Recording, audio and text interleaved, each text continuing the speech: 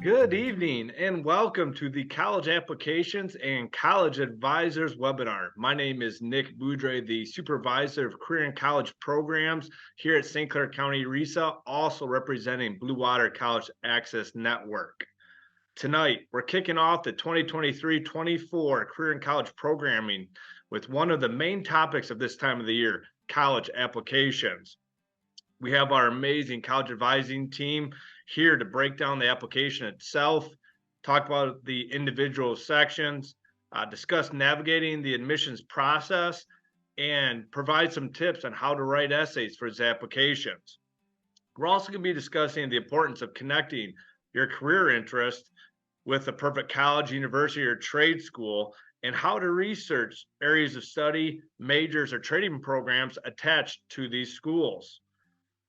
All of this is ultimately going to be the goal of your post-secondary plan to receive the degree, credential, or 2-year associate's degree that will lead you to your dream career after graduation. Our format this evening will be a 30 and 40-minute conversation with our panelists, followed by a question and answer segment where the audience can ask questions via the chat button at the bottom of your screen. Please feel free to ask questions throughout the evening. We'll just wait to the end to read them out to our panelists. So without further ado, let's get started with our first guest. Our first guest is Holly Eisler. Holly is coming to us from Yale High School. She is in her second year as a college advisor. Holly, how are you doing this evening? Doing good, Nick. How are you? Good. Holly, tell us a little bit about where you went to college and where you went to high school and what you majored in and graduated with. So I went to Saginaw Valley State University. I graduated with a Bachelor's of Arts, specialized in psychology. I'm serving at Yale High School, and I also went to Yale High School, so I'm back at my old high school. So it's very nice seeing all the old teachers that I had. Oh, very good. Well, Holly, the topic that your segment's going to be centered on this evening is college lists. So let's start talking about that. What should seniors be doing at this point of the year when it comes to making college lists? So making college list is kind of all about thinking what best fits you and like matches you academically. So thinking about maybe what careers you want to do, what pathway that's going to take. That's all going to match into what school you might be looking at. So if you want to go into nursing, looking at schools that have good nursing programs, any of those kind of things. Also, do you want to live in like a rural urban area? Thinking about all that kind of stuff. Big schools, small schools. If you're not used to like big sizes, MSU might not be for you, but maybe a smaller school like Saginaw Valley might be something that fits you better. Thinking about like programs and clubs. I know a lot of schools are having esports teams now, so if that interests you, finding a school that has that. It's all about thinking about what fits you and looking for schools on your list that are best going to fit you and you're going to enjoy your time at school. Very good. Well, you hit on a lot of great points, so I'm going to try to Yeah. unpack a lot of this right now. So this is great. We're off and running this evening, which I love it. So let's talk a little bit about that. A list is important. You know, we have lists for a lot of things. A lot of students and families may have had an idea of where they wanted to go. At a young age. Maybe we're always set on one school. Maybe the list is a higher number. Maybe they're looking at 10, 15, and 20. Let's talk a little bit about how many we should start narrowing down at this point of the year, especially being their senior year. Yeah. So you can start narrowing down your list. So, like thinking about all that kind of stuff. Also, I recommend going to those college visits because you can think, oh, I want to go to all these 10 schools. You might visit 5 of them and realize you don't like the campus at all. That happens to people. They thought this was going to be like the school for them. They go, they just don't like the atmosphere. They don't like the vibe. So they have to like find another school. So that's going to narrow your list down. Also, like talking to the reps when representatives from colleges go to your schools, talking to them, getting more information about the programs that you might not get online. is really a good way to see like, okay, I like what they were talking about. I think this is going to fit me. This is more information than I thought I was getting from just reading like maybe brochures. So that can like narrow down your list too if you're like meeting those people. I also recommend like talking to people who went to those colleges that you're like thinking about. They can give you like insight on what they liked, what they didn't like, and maybe that's going to narrow down your list just from talking to someone and like figuring out like, okay, I like what they said, maybe I don't like what they said. And then you can just start narrowing your list down. So you're not like at like 20 schools, maybe you're down at 10, and then we can still like narrow it down. Okay, very good. Well, you hit on a topic that's really important, and this was an option that was lost for a few years. Is college visits. Talk Yes. about why this time of the year is a great time to go visit schools. This time's great. It's the beginning of the first semester, so fall semester is always nice. We're seeing a lot of kids around. And you can see like the atmosphere of like how campus is. The winter time, maybe you're not seeing as many kids walking around, but now you can see it in like all its glory. It's gonna look all nice with all the leaves. And just like you are gonna feel like you're at like a college campus. And that's how you wanna imagine going. So go around now. It's the beginning of applications too. So then you get to talk to people, talk to the reps, at the colleges and like figure out if this is what you want to do. Yeah, absolutely. And right now, this will be the time when they're on campus for the first time, so they can get a real feel. There's nothing wrong with going in the winter or next spring, but this would be the time that they'll be walking on campus for the first time, right? Yes, Oh, definitely. very good. All right, now the next one. This is the big one. This is how we're going to narrow down these lists, and these are some very key points and topics that we're going to hit on. So now that we have a list, there's certain types of schools in these lists. Talk to us a little bit about them. The terminology are targets, safeties, and reach schools. Let's start by explaining what all three of those are. Yeah. So, out of all your list of schools, you're just going to have a bunch. Reach schools are those that there's like an average GPA and like SAT scores that they take of a profile of students that were admitted. Maybe your GPA and all that is kind of below their average. So those are like schools that you would really love to go to, but maybe you are not exactly at the average. Might be a little bit below, but this is like a hopeful, like, I want to go there. If I get accepted, I'm going to go. They have a lower acceptance rate, most likely. So, like, U of M has like lower acceptance rates, but like higher academically programs and all that stuff. I would say, like, for the reach schools, maybe like two, maybe three, if you like really want to reach out and like have more schools, just because those are reach and those aren't something that you're really like shooting for. But the next one is target. I would say majority of your schools are going to be target. Those are like you're right at the average.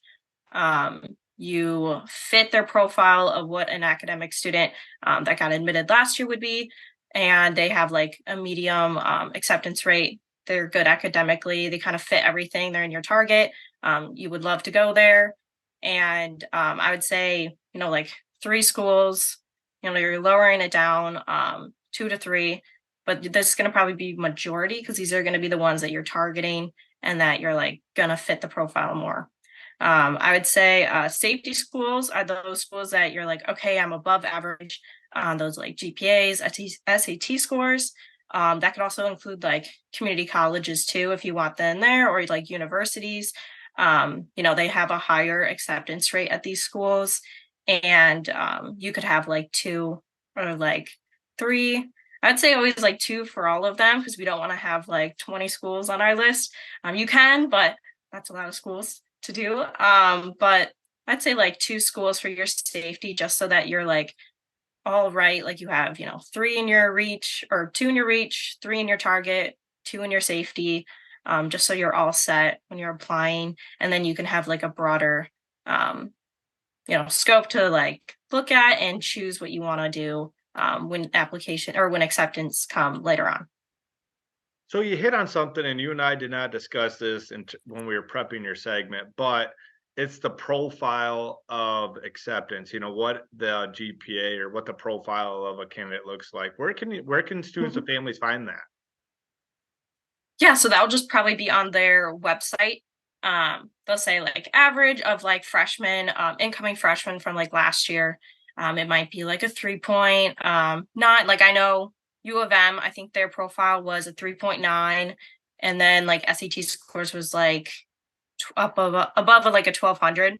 So that's what they were saying. Like this is like what our profile of like a student is. So maybe you're like around that or like just a little bit below. So maybe a reach school, or it's like a target school if you're like right around there. But you would find it on their website.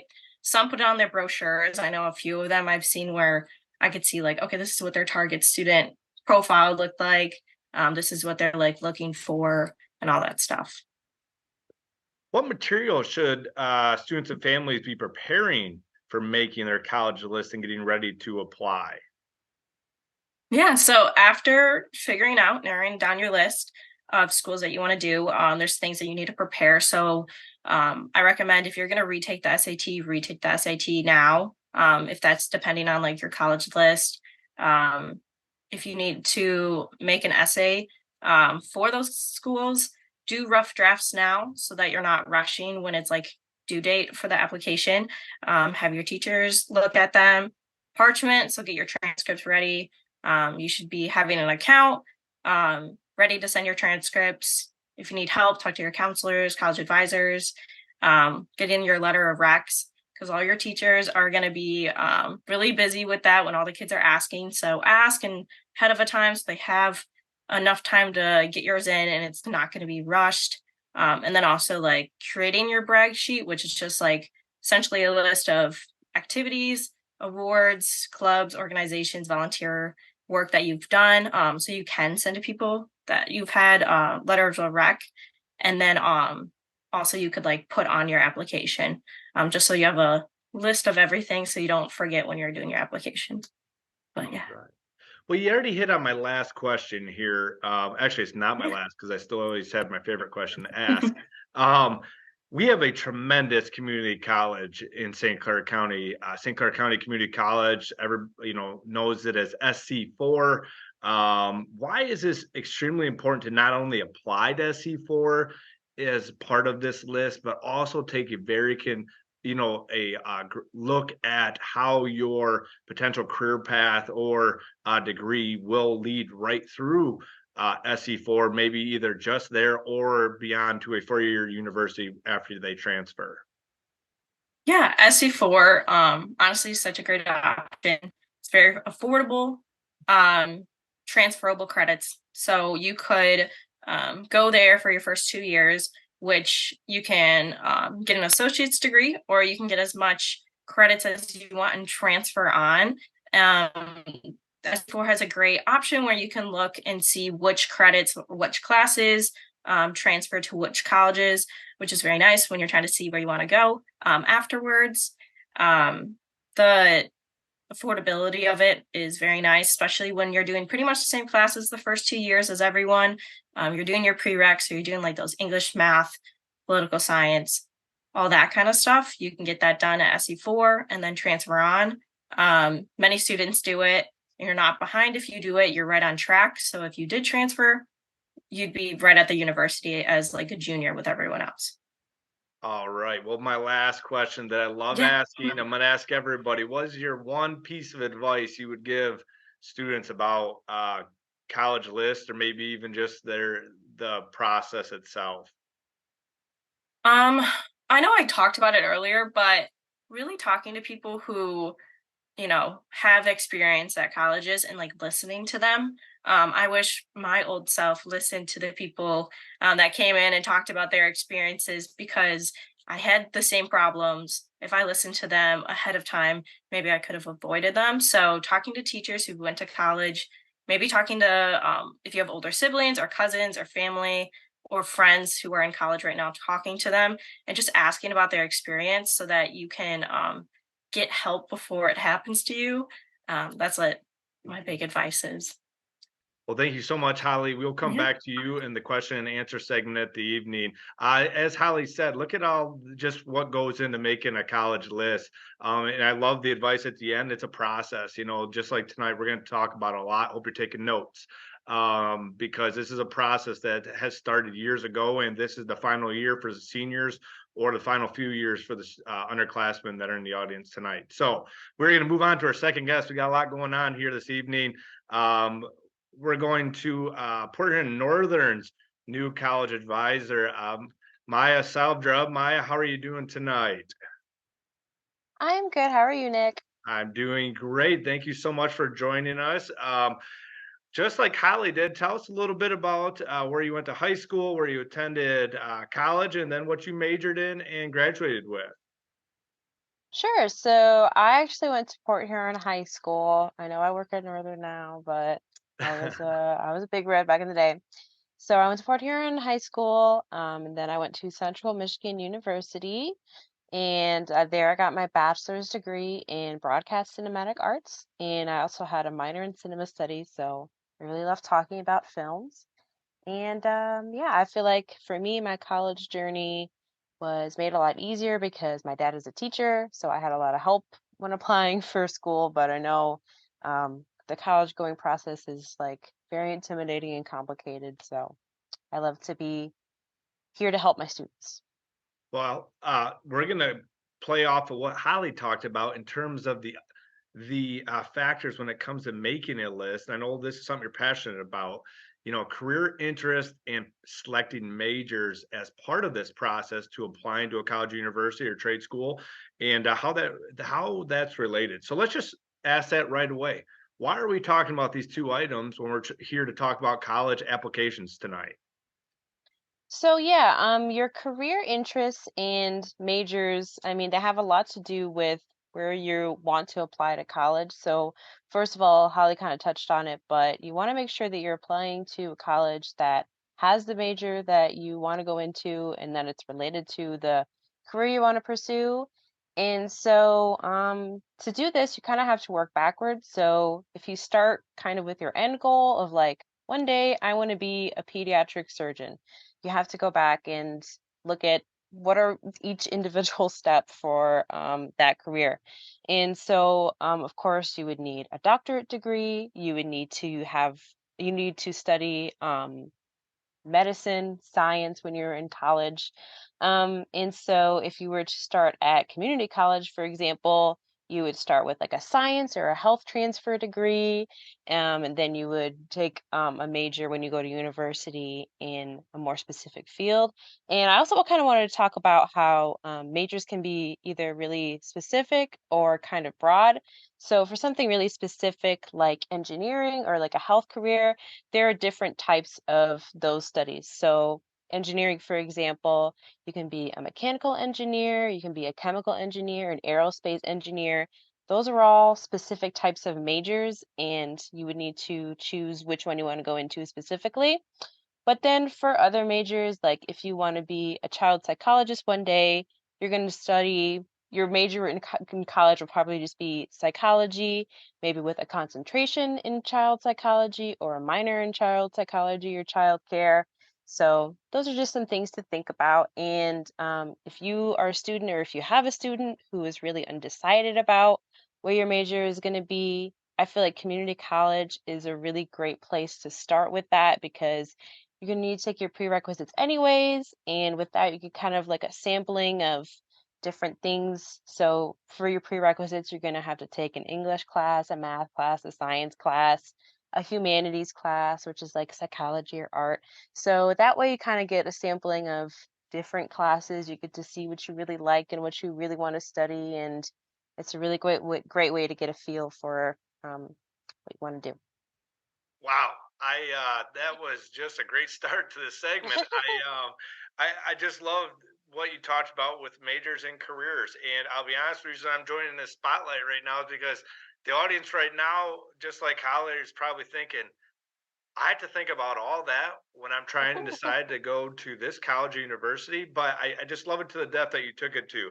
And once again, talked about the majors and a point that I wanted to highlight that it's the end goal, leading to a career, and you're working backwards with those steps on how to get the education or training or certificate or degree to get to that career. So that's perfect. And then the other thing about different types of majors, very broad, business versus mechanical engineering or specializing in electrical engineering.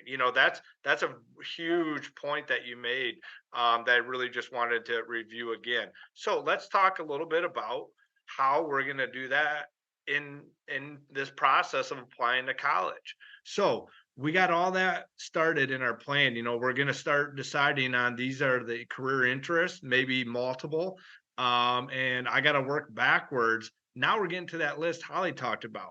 So how do we research this for colleges, universities, and community colleges and trade schools? Where can I look for these items? Well, it might kind of seem a little simple, but honestly, as an advisor, whenever students come into my office, one of the first things that I do and that we do together is we just Google. So I always like to look up if a student is interested in something. Let's use like physical therapy as an example. I always look up best physical therapy schools in Michigan. And then I go to the school's website. I look at their degree programs. I see like the specifics of the degree, what it entails, what their program is like. So I really feel like that's always very helpful when we're looking for majors in college. Something else I would really recommend is to go to college representative visits. So at your rep visits, you can talk to reps who know everything about the school that you're interested in. You can ask them what their program is like there, what kind of opportunities they have, different requirements for that degree because it varies from place to place. Like Kettering is going to have different requirements for engineering than somewhere like University of Michigan would. So it's always good to talk to them and ask them what their major entails. I also I really, SC4 I talk about it all the time, but SC4 really is just like great. So even if you don't want to go to SC4, when you go onto the SC4 website, and you go under their degrees tab, it lists on the side like all of these different careers and different majors that you can take for that, like different associates programs, different certificate programs if you would need to transfer. So that's a really great place if you're not really sure where to start with your major. So I always recommend that. And really kind of Google is your best friend. Also, if all else fails, if you go into your college advisor's office and you ask them for like a pamphlet, they're going to have a pamphlet from like every university in the world and they'll list all of the majors that they offer and you can go over it together. That's great. Well, I'm going to stay right with the research question, and I love Google as well. Hmm. It's using the tools to the best of your ability. What about the education and training required when you talk about walking back those steps from your dream career? How do you find what a mechanical engineer needs to study or major in? How do you find what a nurse needs to, what majors a nurse needs to declare when they go to a college university? Yeah, so that's a great question. I actually have a few different resources that like I can directly give people. So one of them is called the Michigan Hot Jobs Report, and you can just Google that, and that's a really great resource because it breaks down like what level of education you need for certain jobs. So it's really easy because you can look up the type of job that you want, and then it tells you like if you get an associate's degree for this type of job how much money you would make, if you get a master's degree how much money you would make, or what kind of degree you need. So it starts at high school, it lists all the jobs you can get in Michigan with a high school degree and how much they pay per hour, and then you can go up and up and up towards all these different degrees. So that's a really great resource. There's another resource, a website called the Roadmap to Opportunity. So that lists 10 different types of jobs. They're mostly kind of like skills-based jobs, like trade-based jobs. So I know dentistry is on there, woodworking is on there, engineering, different types of engineering jobs are on there. And so that's really great. You can watch a short video about like a day in the life of a woodworker and what their job looks like every day. And then it shows you like it's like a little road graphic. And it shows you like if you get a certificate in woodworking, here's the kind of jobs you can get, here's how much money you can get. If you decide you want to get an associate's in woodworking, here's what this would look like. And it goes, on and on for different degrees. So it just shows you like, what do I really want to do? Like, what level of education do I really want to pursue? And is it really worth it? Is it beneficial to me if I get more education with this job? So that's a really great resource. Another one that I kind of just discovered when I was researching for my students is Indeed.com. So traditionally, Indeed is used to like find a job in your community. And it's also a really great way, I feel like, to see not only the places in your community that you could get a job in like after college, after you're finished with your post-secondary education, but it also shows you the requirements you need. So they always list the degree that they want, different skills associated with it, different experience. So Indeed's great for that.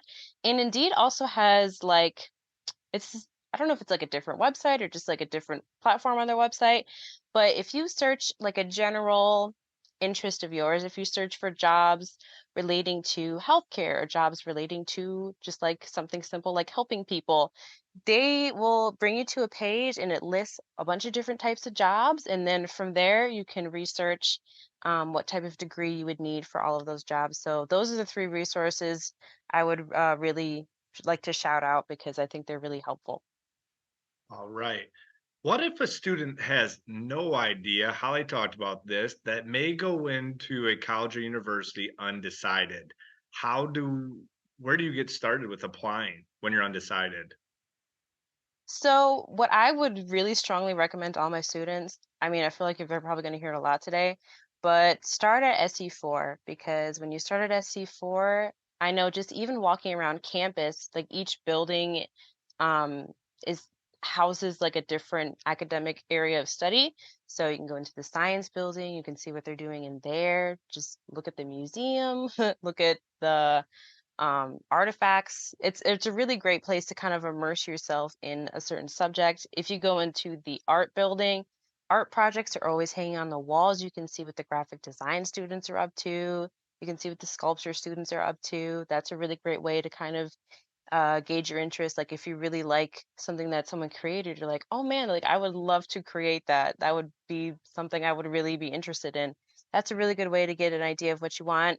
And if you start at SC4, you're going to get your prerequisites out of the way anyways. And so you can do that while exploring what you want to pursue, all while not spending very much money. I also wanted to point out if you know that you're tip eligible, tuition incentive program, so you might have gotten like a letter sent home, but if you're tip eligible, then you get a significant portion of your community college paid for. And then, of course, if you're tip eligible, that also means you're probably eligible for different financial aid offered by SC4.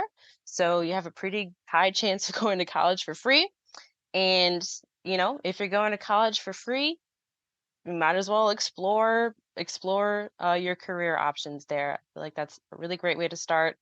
Another great idea for if you're undecided is to do like a career aptitude test. So I know in the high schools you have to do Zello, which is like a career cruising thing. All the seniors have to do it, and that's very helpful. But even if you finish that at the end of the day and you're like, I still don't really know like what I want to do, you can look up a lot of online free like career cruising like little test websites. I know I did that like even when I was in college and I wasn't quite sure what I wanted to do. I could just Google it at any time, fill it out, and kind of get a better idea of what I might like to pursue. All right. Perfect. Last question. What's your number one piece of advice for the students and families in the audience right now? Well, number one, do the SC4 application because it's free and it doesn't take very long. So do it just in case. You never know what's going to happen. You might decide you want to go there all of a sudden. And my second piece of advice would be when the FAFSA comes out in December, not to make you guys worry because it's like a little bit far away, but you have to like just do the FAFSA. Like don't even question or anything. Like you guys got to do the FAFSA. So All right. Well, thank you so much, Maya. That was some great advice. We're going to get to that here in a little bit with the old FAFSA, and I just love it. Really, a broad spectrum of advice and really in depth when it comes to looking at not only your career interests but selecting majors, and then what working backwards with the steps. That's just a tremendous way of putting it when it comes to applying to colleges and universities. Well, next up, we're going to keep on moving. We're going to talk about the admissions process itself. So what it looks like when you apply and what you can expect, because once you hit submit, then that process begins, and that's going to go all the way throughout this year for the seniors, and getting to the decisions day in May of 2024. So next up, we have our new college advisor at Memphis High School, Monica Sherb. Sherg, Monica, how are you doing this evening? I'm doing good. Thank you for asking. Yes. Well, tell us a little bit about where you went to high school, where you went to college, and what you majored in. So I went to high school at Hazel Park High School, so I'm not from St. Clair County. That's Um, okay. and then I went to college at Michigan State University, and I graduated with a Bachelor's of Science in Animal Science there. All right. Perfect. Well, as I mentioned, we're going to talk a little bit about the college admissions process. And I know you put together some nice slides. I'm going to get going here for the audience. And we're going to talk about the Common App versus individual college application. So, talk to us about both of those, how they're alike and how they're different. All right. So, of course, a college application is something that students need to fill out to be considered for admission to a college. So, that's that form they're going to fill out with all the basic information on there. Common App, on the other hand, is actually a tool that students can utilize to help them in the application process. And the way that it helps them is that they can work on multiple applications in a sense at once. And they can do that by creating a Common App account. And once they create that account, they can actually add schools that they want to apply to as long as those schools participate with Common App to it. And instead of having to fill out some of that repetitive information, like, your name and date of birth and where you went to school and such, it just sort of works for all those applications. Um, some things to know about Common App, though, is that it is a little bit of like a lengthier application. It's going to have questions on there that some of those individual applications do not have. So for students who are only filling out a couple of applications, it might actually be better to do those individual applications. Just because, a lot of those individual applications are less than 10 minutes in length, while Common App can take a little while longer. But if a student's filling out like quite a few, then Common App will be their best friend. And instead of also having to deal with like multiple sites and logins, Common App will have it all in one spot. Very good. So the Common App is just one application then, and they'll send it out to multiple schools. Is that correct?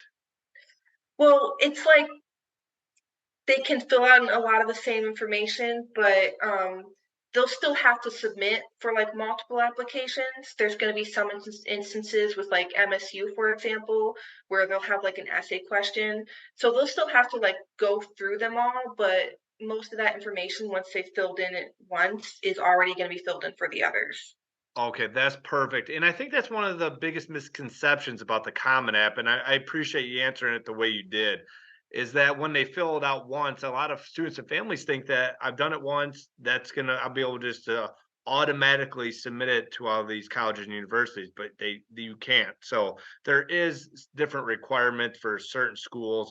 And so they may have to add and maybe not delete, but not submit to specific applications, right? Yeah. All right. Well, let's take a look at the process itself, and really what that looks like from the time they submit it, and then what colleges are looking for when it comes to these applications. Yeah, so I'm going to start with what colleges are looking for in applications. I know that's not on here, but That's all um, right. so something to keep in mind, like outside of like what is obviously going to be required when you're putting in those applications, like all your basic info and where you went to school and stuff, um, is that something that they really want to see is what students are doing outside of school hours. So thinking of like jobs or sports, even like things like debate club and stuff, like all of those matter in your applications and help your applications.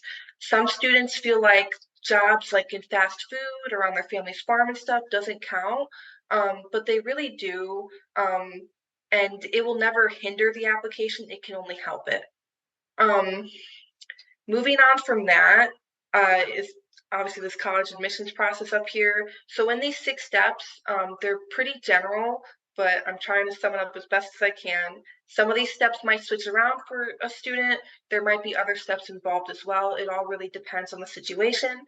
But that first step is going to be identifying those schools of interest and their application deadlines. Identifying those schools of interest. I know like Holly touched on this earlier, like going to college rep visits and stuff, that's really going to help you figure that out. And then second is obviously going to be submitting those applications using something like Common App or filling out the individual ones. Then after that, you'll have to submit your transcripts and test scores if they're required. Something to know is your applications really aren't going to be considered complete until you have those transcripts in. They're going to need to be able to verify everything with those transcripts. And then it's going to be applying for FAFSA. This usually will happen in October alongside when those applications are being completed a lot of the time. This year for seniors, though, that will be in December while they are making adjustments. And then there's the waiting game of waiting on those decisions for applications and then financial aid award letters.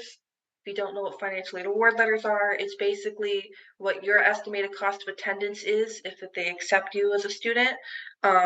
And it'll break down at what it will be after like scholarships, loans, grants, and such. And then if the student's accepted, this is like some of the final steps is if they want to enroll, they do that and they might have to submit an enrollment deposit. Usually that'll be around May 1st and then possibly attend an orientation in the summer. All right. What is there specific deadlines when it comes to the types of admissions that students need to be aware of? Yes. So on here, you can see some of these different deadlines and types of admissions. So some of these can actually be like a couple of these can actually be used at one school. So a school might have something like early action and regular decision, but we'll go through these real quick. So early action is where you're going to apply earlier and hear back earlier. So November-ish is usually when the early action deadline is going to be. And then the early decision is similar to early action. You're going to still apply earlier and hear back earlier, but you do have to make that commitment of attending the school if you're accepted, and you can't apply elsewhere under the early decision thing. And November 1st is also around about when that deadline is. And then there's regular decision, which often is where you might have more than one form with like the early action and regular decision, like I said earlier, where you apply by deadline and then you're going to hear back later. And that's around February 1st. Then there's rolling admission, whereas you can apply at any time and it is a first come, first served basis. So if you want to start in like the fall semester, June 1st is around when that deadline will usually be. And then lastly, open admission is a little bit different. It's not like a deadline or anything, but it's important to know that open admission will be like for like community colleges. And it's like if you have a GED or high school diploma, that generally means you get in unless there's some like criminal history going on.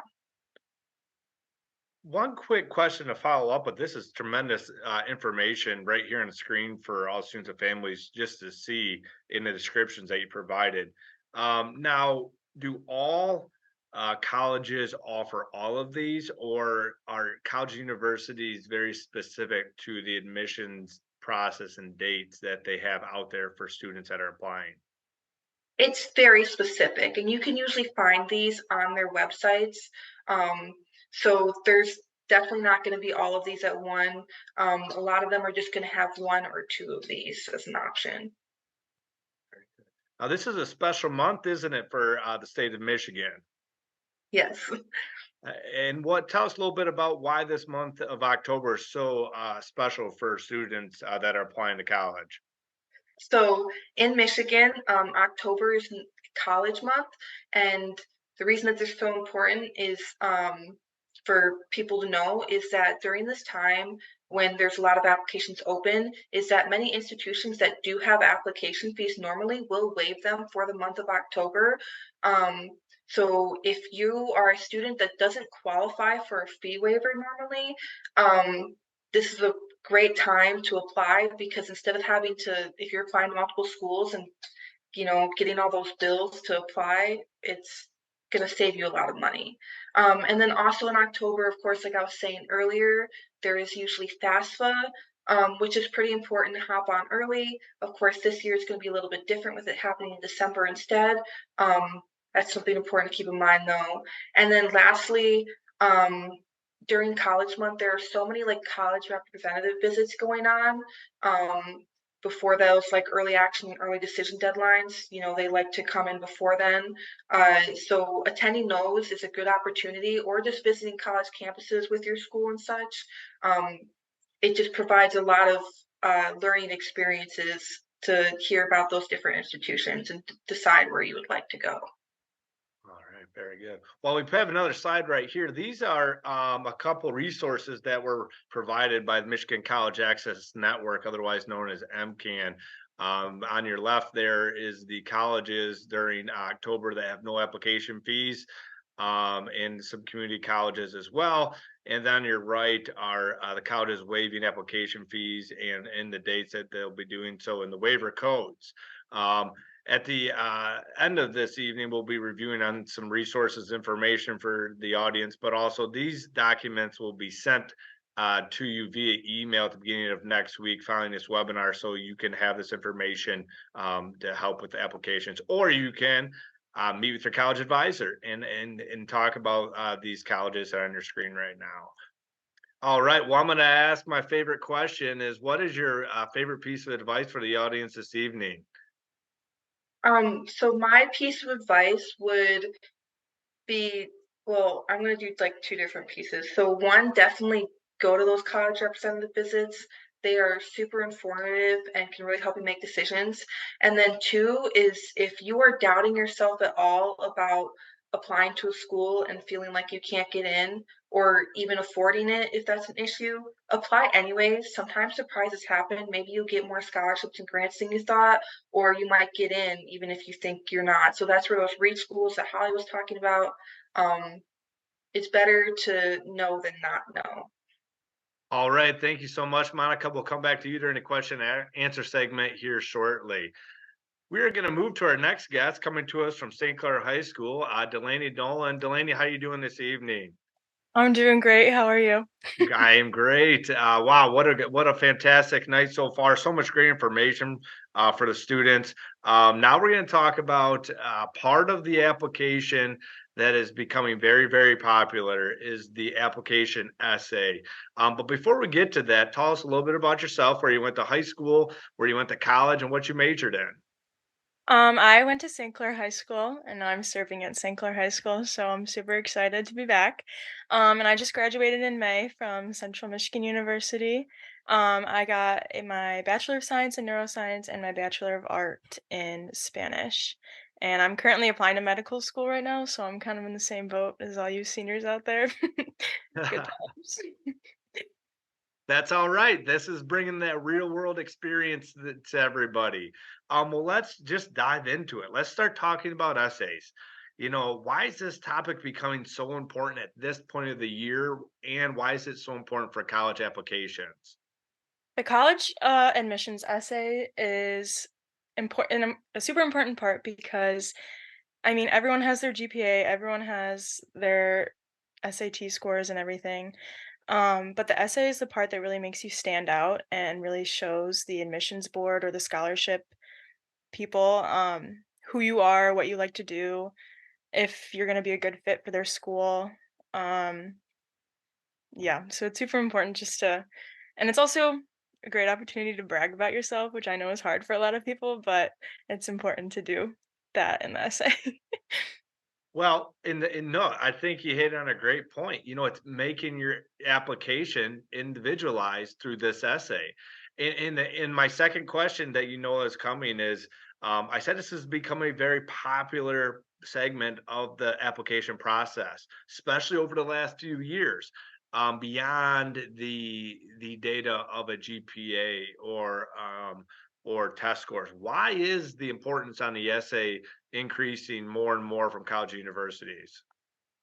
Well, a lot of schools, one part of it is a lot of schools are becoming test optional.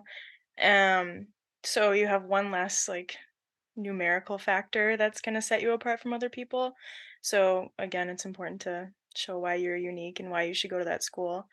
But also, I think a lot of the applications are going to have probably going to have the question, how has COVID impacted your journey to college? And so that gives you the opportunity to write about any discrepancies in your grades, like if you had bad grades during online classes, you can explain how online classes affected you and stuff like that.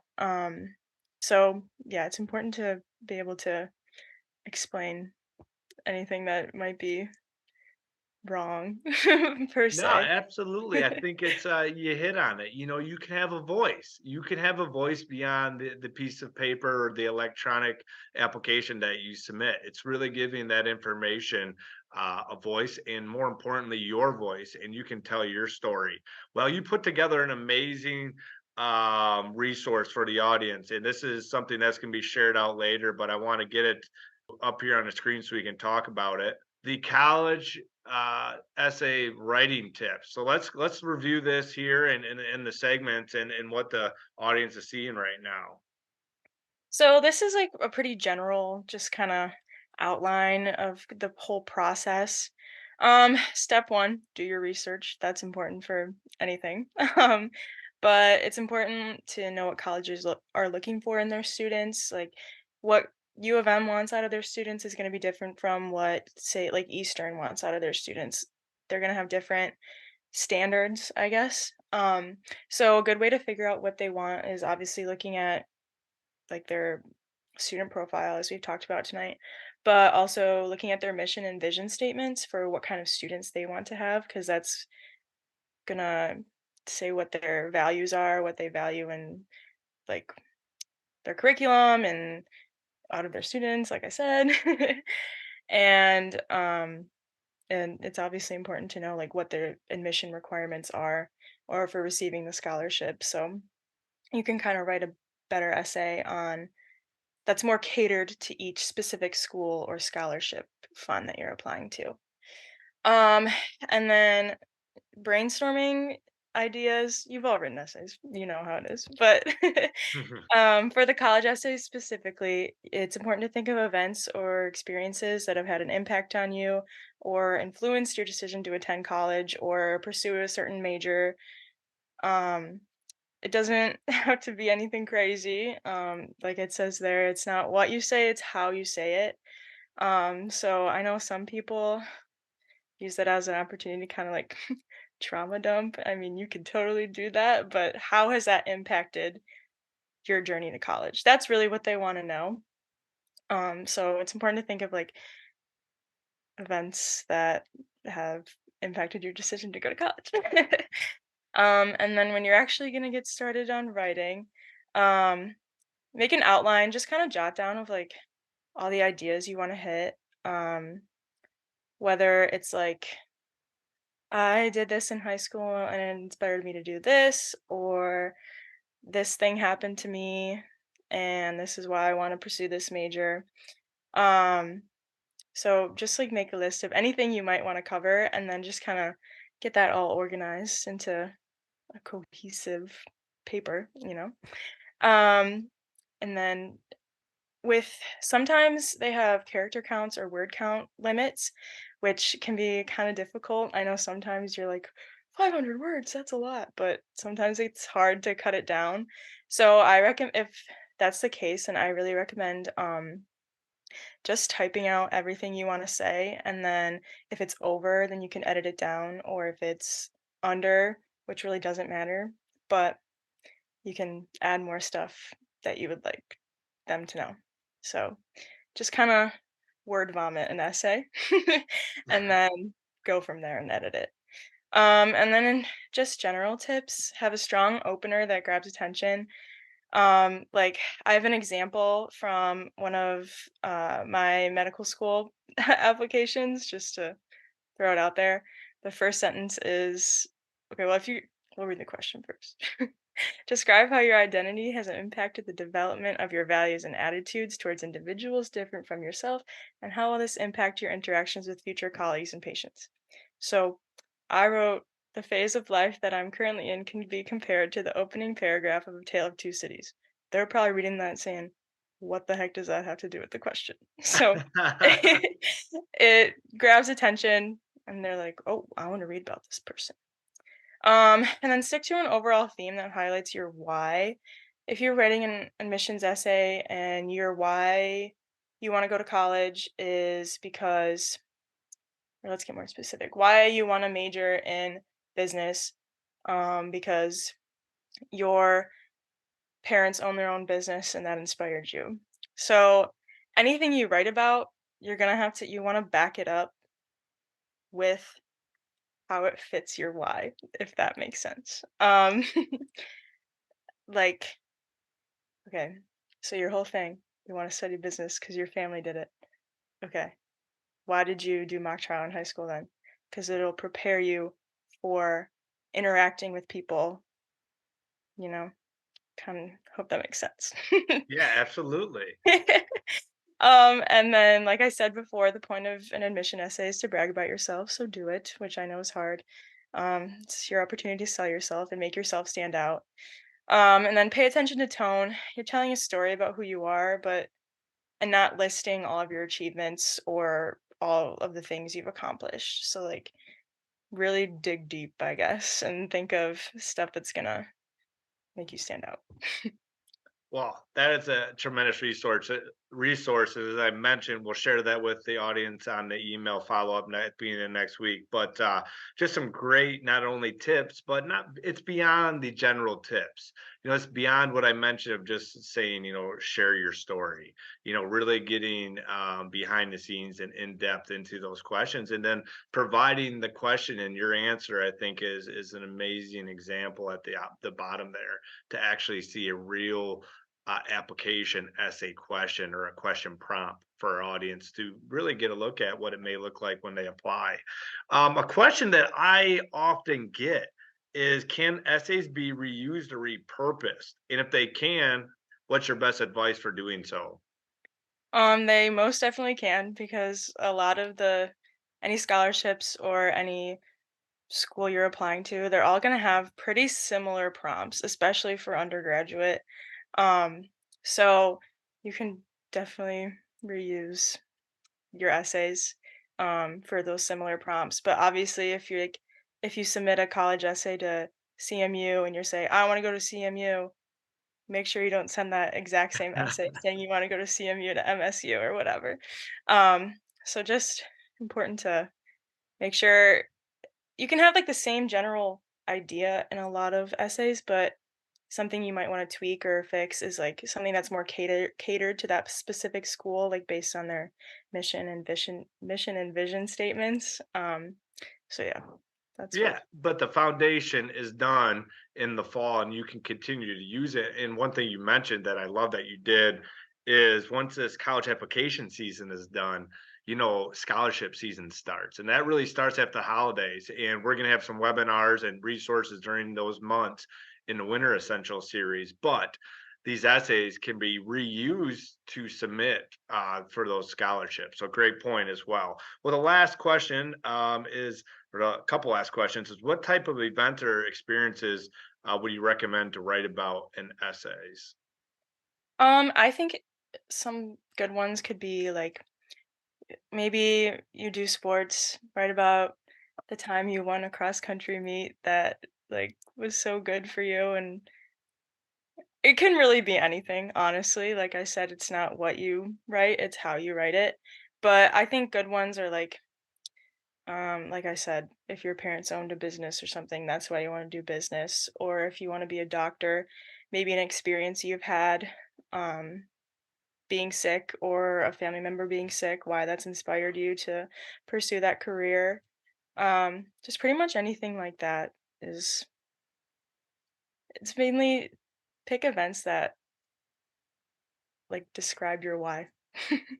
I love that. And I actually was going to say something along it's your story, it's your why, it's your essay. So make sure that it is, and that it's just not general, that is going to be like a lot of the applications, and really lose interest in reading your essay. So, final question: what's your final piece of advice and your best piece of advice for the audience?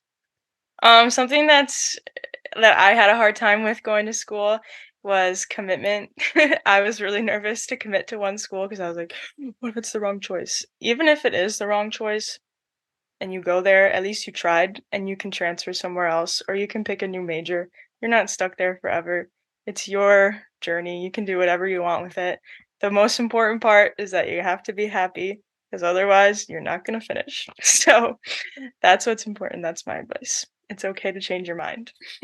Thank you so much for saying that. As we're being very specific about getting these tips and the details and advice, we're breaking down the application and all these different segments and talking about narrowing lists and connecting it to your career interests and writing an essay about why you want to go there.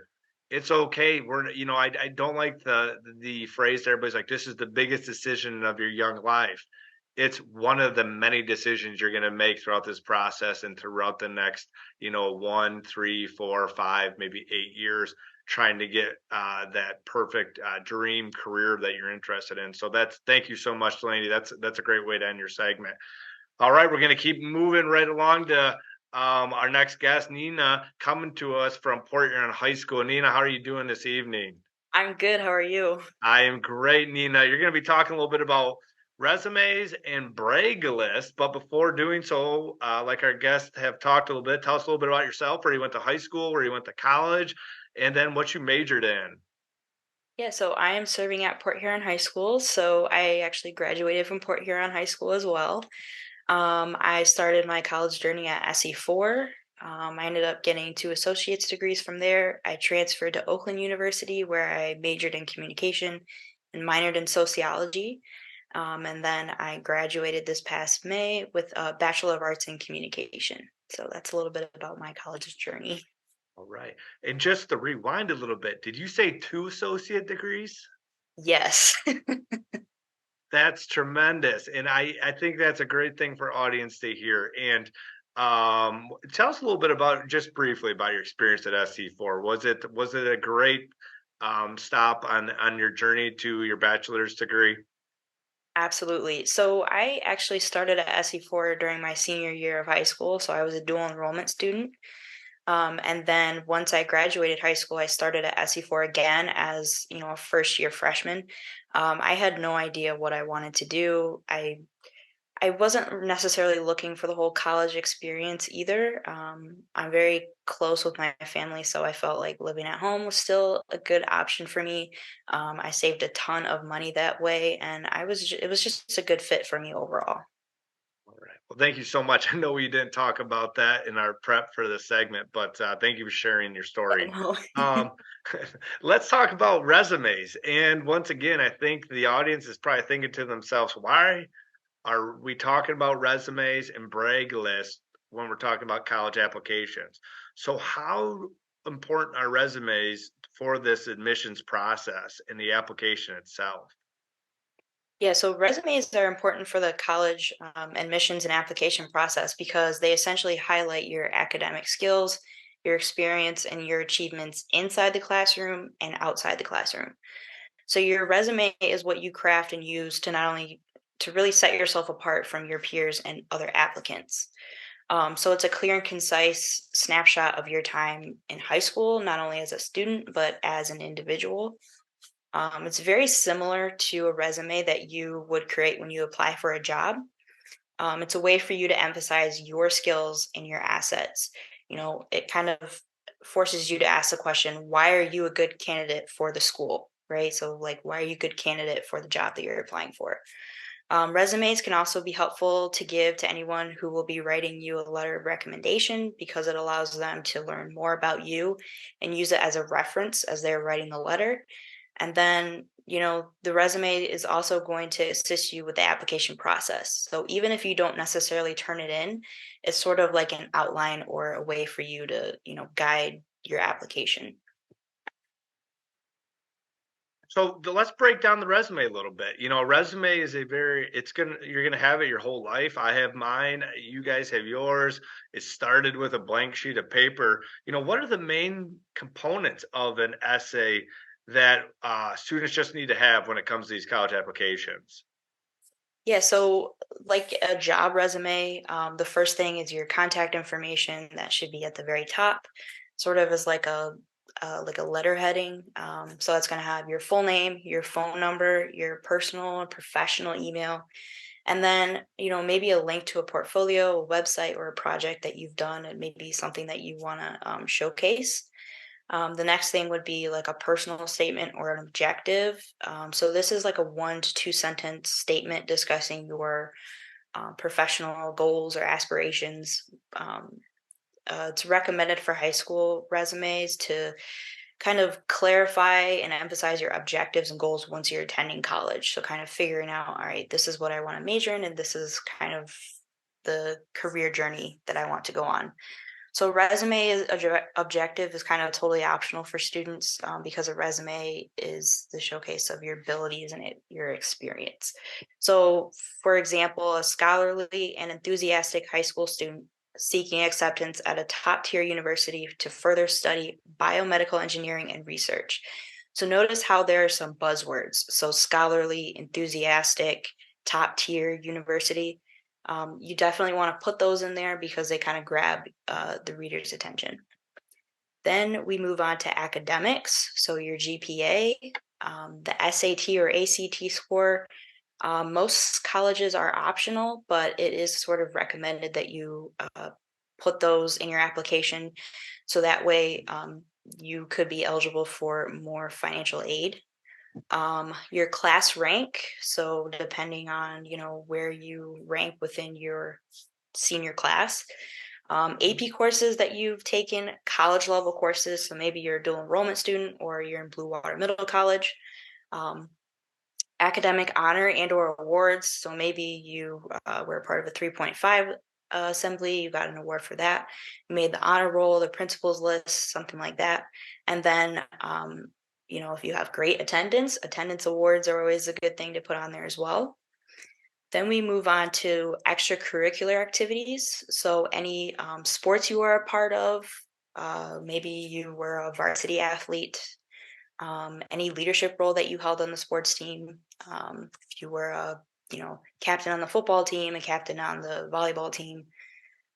Clubs and student organizations, so those would be National Honor Society, Student Council, maybe it's Key Club, Chess Club, Quiz Bowl, whatever it is with the school.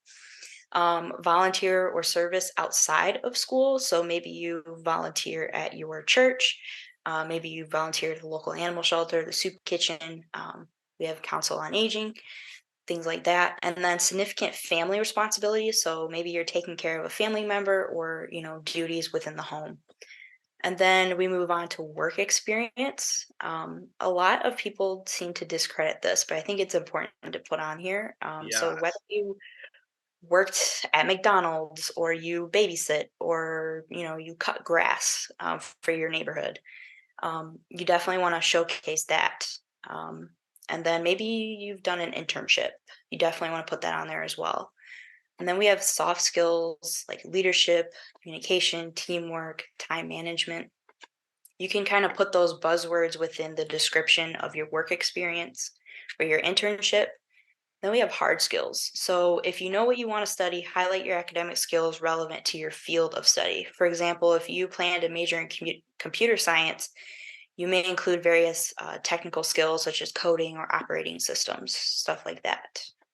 Very good.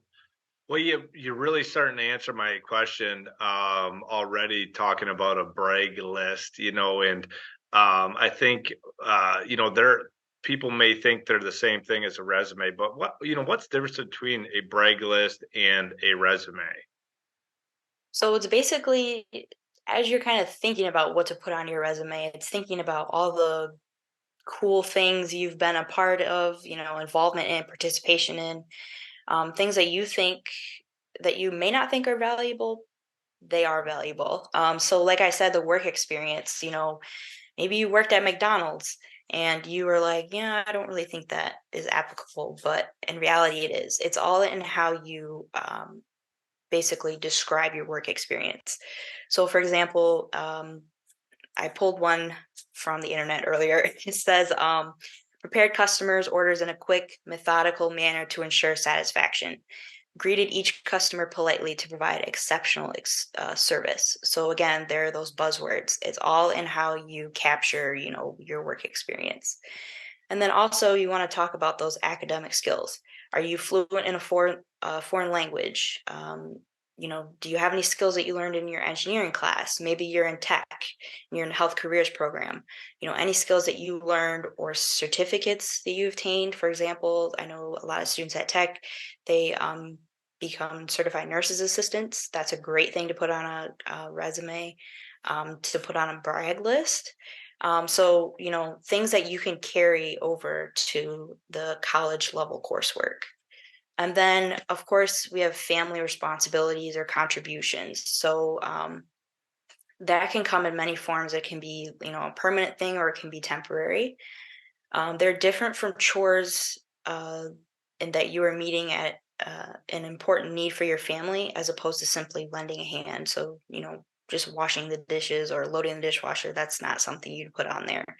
So examples might include engaging in the following several hours every week. So supervising your siblings, a younger sibling, regularly assisting a grandparent or an adult relative, routinely taking care of household tasks like cooking, cleaning, and running errands, or working to provide family income. So all of those things, if your parent is gone most of the night, most of the day because they're working, you're taking care of the things at home. So for admissions officers, understanding these responsibilities is essential to understanding who you are as a person. So knowing more about the responsibilities at home also helps them put your academic and extracurricular record into context. In understanding your grades, for example, it's important for admissions officers to know what time-consuming family responsibilities may have significantly reduced your time to focus on your academic work.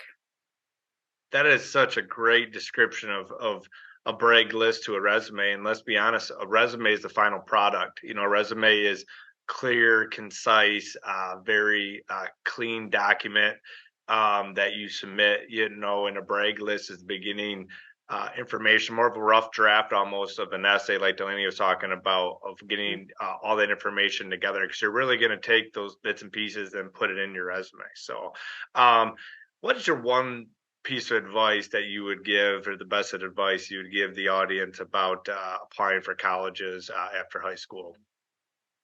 I think the main thing is not being afraid to ask for help and to use your resources. Don't be afraid to call the college, the admissions office, and ask questions. Don't be afraid to talk to the high school counselors. Don't be afraid to, come talk to college advisors. We're here to help you, and make sure you're using your resources. And the majority of you here, most of you, all of you, are already using those resources by being here today, right? You're getting information, you're learning, and you are going to apply this information to your college applications. All right, thank you so much. I just love that advice. We've got so much going this evening.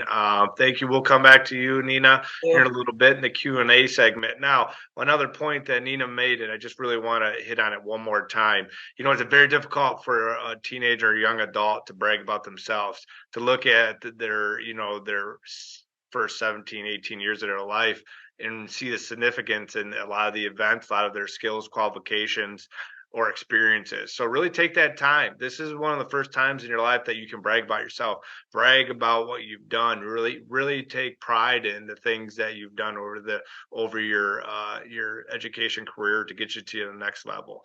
So we're going to finish this evening with our last guest. And coming to us from Elginak High School is Sasha Nash. Sasha, how are you doing this evening? Hi, I'm good. I'm again. There's a long day. We had teacher conferences, but we're making it through, and I'm excited to be here. So. All right. Yes. Yeah. I know you guys are so busy. That's why I can't thank you enough for being on this panel and bringing your knowledge and expertise to the audience. We're going to end with talking a little bit about perfect fit and multiple pathways and affordability options when it comes to college applications and the college admissions process. So let's kick it off by just really talking about that. Over the last few years, there's been a lot of changes and more research showing that having multiple pathways for students to take after high school, they can reach their dream goals when it's high demand, high paying careers that they ultimately want. So talk about, why is that important when it comes to everything that we just talked about this evening? Well, I feel like a lot of people kind of touched on this. When students have conversations with me, they've probably heard me use those terms like match and fit a lot. So just to refresh on what Holly talked about earlier and a few of the others, match usually refers to the academic components of your profile. So for example, how GPA and your SAT, your ACT scores align to that college's academic profile. Fit, on the other hand, usually refers to everything else. So that can include cost of attendance, where the campus is located in relation to what you might be looking for. Like, is the campus the size of a city, or is it smaller, more personal, etc.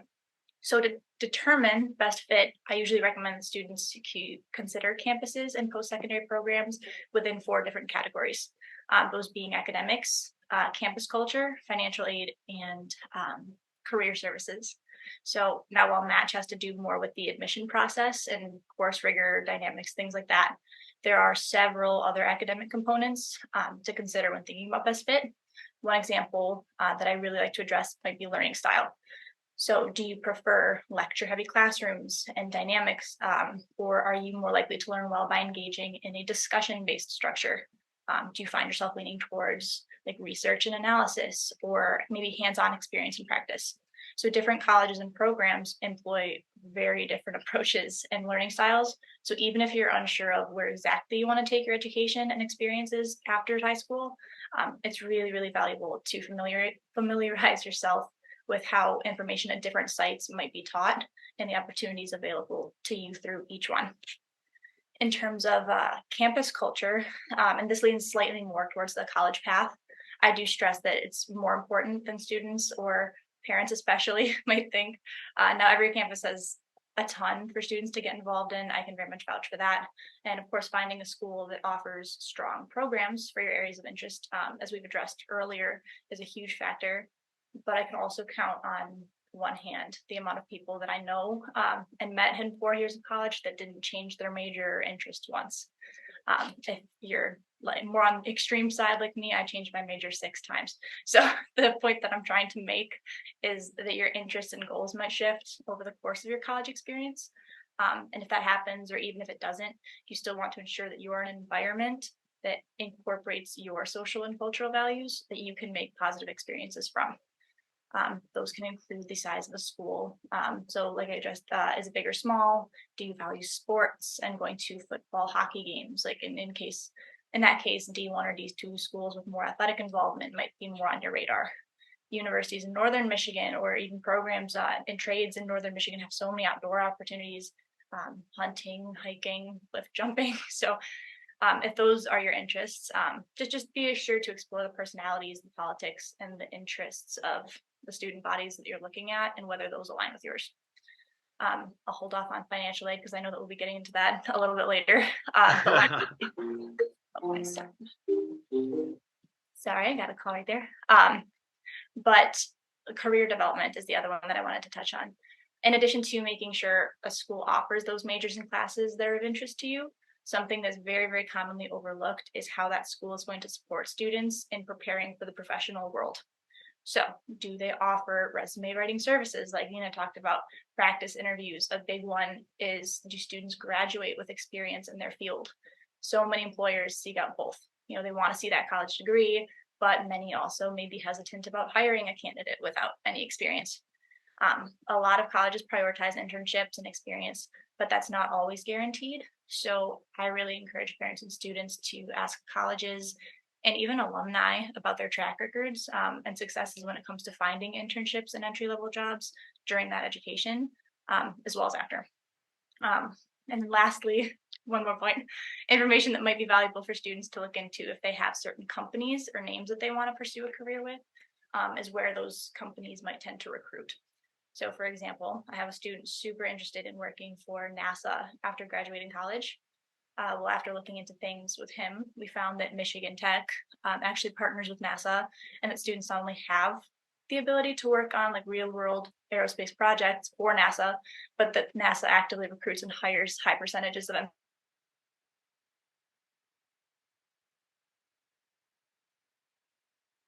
into when it comes to your interest as well. Wow, hit on some great points. I'm jumping in here with the spotlight just to hit on a few to review. Thank you so much. And you really took, you mentioned it. We hit on perfect fit and how customizable this process has to be for it to be successful for students and families. But you really elaborated a lot about the perfect fit, and I appreciate that. And two areas that I just want to review because they're personal stories, that I've heard in the past or experiences is if you go to a college university that has majors or multiple career interests, like Maya talked about, then switching majors isn't all that difficult. It's not bad moving schools, but it is moving locations. But if you go to a college university and they have multiple interests and majors multiple there, switching isn't all that bad, is it? No, not at all. I again switched 6 times. It was totally great. Hey, I appreciate you sharing that because I switched and then I switched back. So that humility is showing that everybody's done it. That's all right. And some of the audience probably will. And I really liked the few topics or items you brought up at the end about making sure they have experience in the field, such as internships or work-based experiences, because really that is the bridge that will transition you to a career almost automatically, because a lot of students go and work in those companies and then are offered before they even graduate. They got to go back, get their degree done so then they can come back and work with those companies. And what a great opportunity to start with a job right after graduation. So, well, let's shift gears here. I'll get out of the way. And we'll talk a little bit about college universities. Financial aid. You hit on this, and we're going to spend too much time on financial aid because we're not there in that season yet. But for the application part, a lot of students and families are going to say, "Well, that school is way too expensive. Don't apply there." What's your answer to that?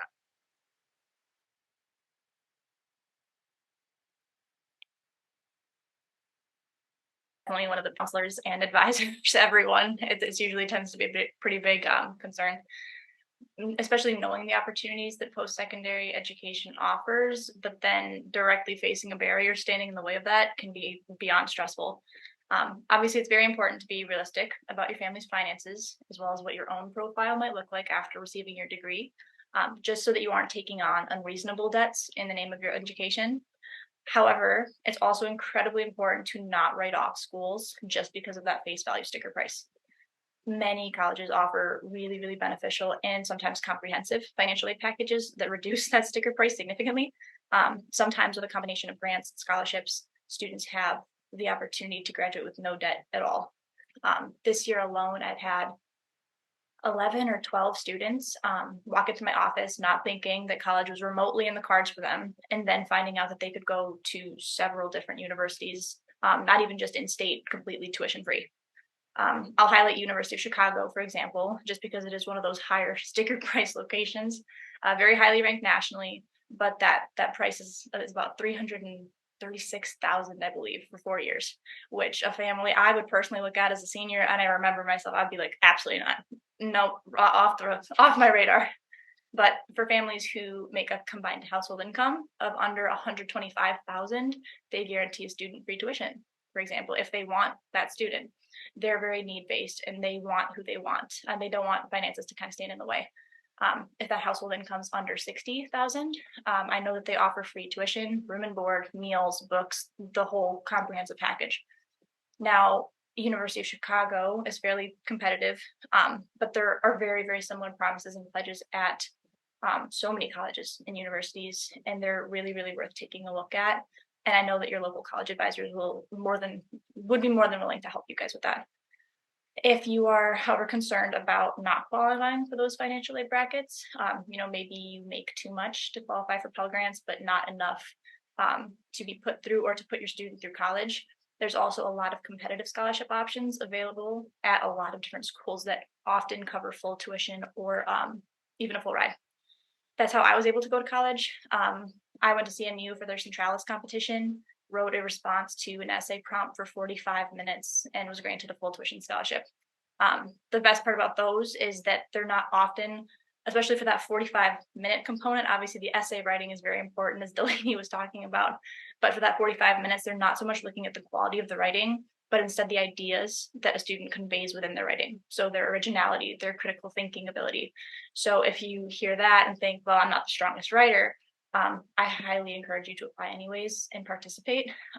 And your local college advisors can also help you determine what schools offer different opportunities, but those deadlines tend to fall around October 31st-ish, November 1st. So I would definitely look into it sooner than later. I also briefly wanted to touch on loans, as that can very quickly be considered a taboo area for a lot of families. I completely understand that there's horror stories about people having taken out student loans and interest payments piling up, never being able to pay them back. There are also ways to do so wisely, which I wanted to address loan repayment assistance options. So while a student might have to take out loans to receive their education, that doesn't always mean that they have to be the ones paying them back.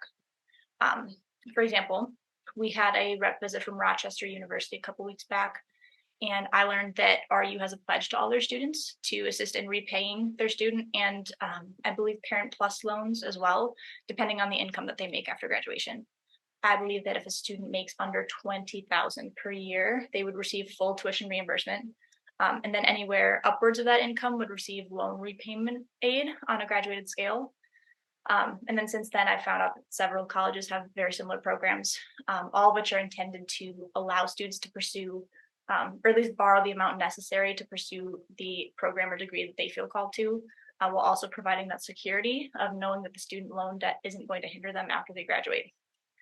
The last program that I wanted to address involves programs like public service loan forgiveness, or PSLF, because a lot of people don't know about it. That program specifically wipes out all student loan debt if an individual works for U.S., federal, state, local, or qualifying nonprofit organization for 10 years after they graduate while making minimum payments. So that could be like a public school system if you're interested in teaching, certain nonprofit counseling organizations or centers. There's so many options that qualify. It doesn't have to be just one organization, and the years that you work don't have to be consecutive.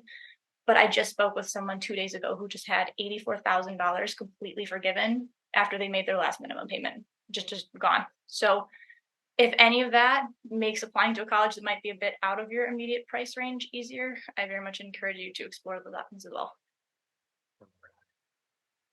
And we kind of touched on this a little bit before, but what about undecided? And we can roll this right into my final question too. If a student, it'll be two parts. If a student's undecided on where to go, or if they want to go to a specific college, university, or what pathway they're going to take, or maybe it's a financial options that are worrying them. What's your piece of advice for them? It's completely okay. It is completely okay to be undecided, and it's totally okay not to know exactly where you want to go yet.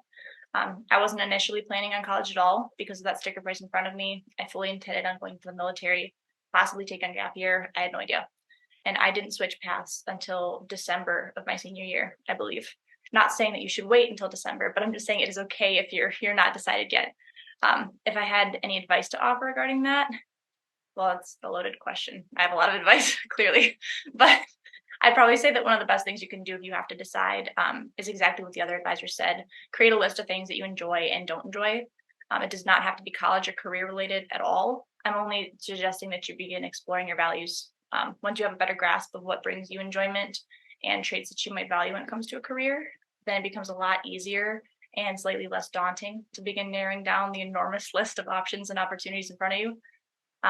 If job shadow opportunities or conversations with professionals in your areas of interest become available, take full advantage of them, because I forgot who mentioned it, but an online description of that career does not usually give you the entire picture of what it entails. And then lastly, just as Nina touched, or no, a lot of people touched on a lot of things the other night. I want to stress that even after you decide, it is okay to redecide. A student might enter a program loving the idea of it, and then a couple semesters later, think, what have I gotten myself into? And then if your gut instinct is telling you that what you're doing isn't for you, please just trust it, even if it means starting over or it feels like you're moving backwards. Because realistically, sure, you may lose a year or 2 years, but starting over after 2 years is way better than starting over after 10 or 20 or more. Because if you feel like what you're pursuing is not for you, it's really likely that you're going to feel the exact same way, however many years down the road that you decide to keep doing it. Well, thank you so much for the in-depth the advice there at the end, and for all the answers when it comes to this whole process, the whole process of applying to college and the admissions process. What a tremendous evening. I'm going to open it up right now to the audience. If you scroll your cursor down to the bottom, the tab on chat, you can ask a question. Yep, we already got one right there. So if you are dual enrolled, do you request transcripts from SC4 also? And if an advisor wants to unmute their screen, I'll highlight you to answer that. So it's about dual enrollment. Maya, looks like you got it there. I'll get you in here to answer that question. So once again, if you're a dual enrollment student, do you request transcripts from SC4 as well as your high school? So yeah, okay. So when you're applying to colleges, especially on the Common App, I just went through the Common App the other day so I could refresh myself and, be able to answer questions. So it will ask you what other colleges or universities you attended. And so you're going to say that you went to SE4. You're gonna enter SE4 into the bar, the search bar, and they're gonna ask you in what capacity. And so you're gonna let them know you did early college, middle college, whatever it says on the Common App. And yeah, so SE4 technically has your transcripts. Technically that's where you go to high school, even though that's not where you go to high school. And when you get your degree, your diploma is gonna say it's from middle college, because I also did middle college when I was in high school. So my certificate, my diploma didn't say Port Huron High School, which was weird. It said Blue Water Middle College. So they're going to send your transcripts. So when you do the Common App, you got to make sure that you put them on there. Otherwise, it's going to get all messed up. So keep that in mind. All right. Thank you so much. Anybody else have any other questions? Make sure to go. We got it. Yeah, Oh, can I Nina, just let's add- let's add a little bit more So to with that. you not being Blue Water Middle College, if you're a dual enrollment student, you are going to have to submit your transcripts as well. So that's going to be through the National Clearinghouse. And so basically you would search up SE4. There's going to be about a $5 fee to send them electronically. It's really annoying just for an electronic something to send electronically, not a piece of paper. But yeah, so you're going to do that through National Clearinghouse. Well, Nina, I'm going to keep you on right now because I just got another question in the chat that you talked about. And it's in terms of recommendation letters, and it talks about maybe a brag list and resume items. It says, what are the best topics to have somebody include in a recommendation, a letter of rec, a recommendation letter, and how many should we have? Ooh, that's a really good question. So kind of what I touched on before and within the letter of recommendation, I would definitely say if you're asking like a teacher or an administrator, you definitely want to talk about your like classroom work. If you're an outstanding student, so if you were in AP courses, you want to talk about that. Talk about your college level courses, talk about the academic honors and awards that you've received. Maybe if it's a coach, you're going to want to talk about the sports, maybe the leadership skills that you have, the way you communicate with your teammates, maybe your positivity. Then you also want to talk about, your volunteer experience, your service outside of school, or maybe, within National Honor Society.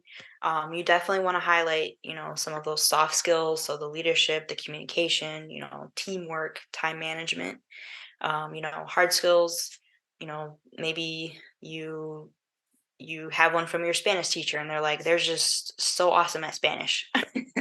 So things like that, you definitely want to highlight those. So that's why it's important to kind of create that brag list or, an outline of your resume so that way you can send it to your whoever writing your letter of recommendation and then they can kind of take it from there. All right. And what a great kind of transition to what Delaney was talking about. A letter of rec, I've written so many of them. I love writing them. I think they're huge when it comes to helping not only students apply to colleges, but eventually careers and jobs. That's connecting everything. The essay tells your story, but what the best part about your story and your accomplishments and your qualifications is when other people are telling them for you and reaffirming that for you.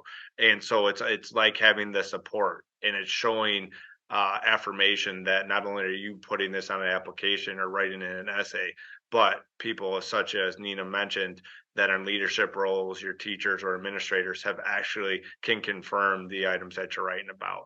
Looks like we have another one right here. So is it okay to talk about one aspect of high school and multiple parts of your Common App? For example, talk about one specific club or an event in essay when it already is mentioned as an extracurricular or in your letter of rec. Delaney, I'm going to ask you to answer that one. Let me get a spotlight here since you talked about the essays themselves. Yeah, it's definitely okay to do that. Say you write about some significant experience you've had in NHS in your essay, you're going to write about how that has impacted you. But if like your advisor for NHS is writing about you in NHS, they're going to write about it from their perspective, like how you've shined like as a leader or whatever.